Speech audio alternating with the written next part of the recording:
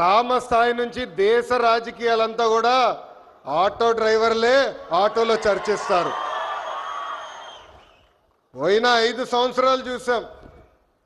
మీ mouth publicity దెబ్బకి why not 175 కాస్త why not 11 అయినాయి. విశ్వవిఖ్యాత నట సార్వభౌమ స్వర్గశ్రీ నందమూరి తారక రామారావు గారు కూడా డ్రైవర్గా నటించిన సినిమా డ్రైవర్ రాముడు.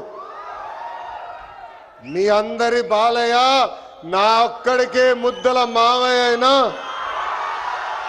బాలయ్య బాబు గారు డ్రైవర్గా నటించిన సినిమా లారీ డ్రైవర్.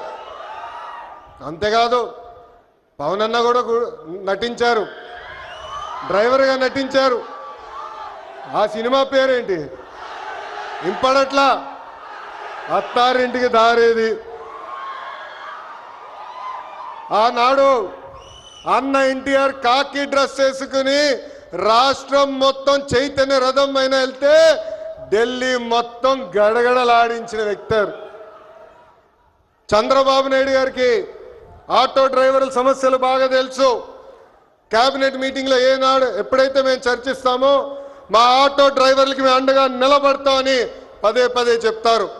అందుకే ఆటో డ్రైవర్ల సేవ పేరుతో ఈరోజు ఈ పథకం మన ప్రజాప్రభుత్వం రూపొందించింది.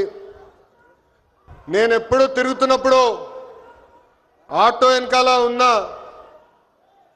మీరు ఏదైతే రాస్తారో చదువుతూ ఉంటా. ఒక కొటేషన్ నాకు బాగా నచ్చింది. ఆ కొటేషన్ ఏంటంటే, వర్షం ఎలా పడుతుందని పిల్లలు అడిగినప్పుడు దేవుడు కురిపిస్తున్నారని చెప్పొద్దు, మనం ఒక్క మొక్క నాటితే ఒక్క నీటి బట్టు వర్షం ద్వారా వస్తుందని ఒక ఆటో డ్రైవర్ పెట్టుకున్నారు. అంటే ప్రకృతి పట్ల మనకున్న బాధ్యత ఆ ఆటో డ్రైవర్ ఈరోజు సమాజానికి నేర్పిస్తున్నారు. ఇంకొక ఆటో డ్రైవర్ కొటేషన్ చూసా, అందరూ బాగుండాలి దాంట్లో నేను కూడా బాగుండాలని చెప్పారు. మూడో కొటేషన్, జరా భద్రం భయ్యా మనందరం చల్లగా ఇంటికి వెళ్ళాలి. అంటే స్పీడ్గా నడపద్దు, ర్యాష్గా నడపద్దని ఆ ఆటో డ్రైవర్ చెప్పే పరిస్థితి. ఈ కొటేషన్లన్నీ మీకు ఎందుకు చెప్తున్నానంటే, మా ఆటో డ్రైవర్ల మనసు పెద్ద మనసు. ఎవరన్నా బ్యాగ్ మర్చిపోతే తిరిగి వాళ్ళకి అందిస్తారు, ఎవరన్నా పొరపాటున సెల్ ఫోన్ మర్చిపోతే వాళ్ళ ఇంటికి చేర్చుతారు.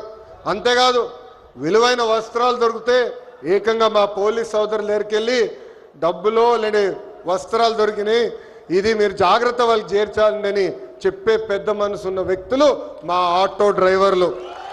అప్పు చేసి కొన్నాను నన్ను చూసి ఏడవద్దు. ఇంకోటి, హాయ్ అని ఆశ పెంచొద్దు, బాయ్ అని బాధ పెట్టద్దు. అంటే ఎప్పుడు ఆటో వెనకాల బండి ఉంటే నవ్వుతూ ఉంటాం.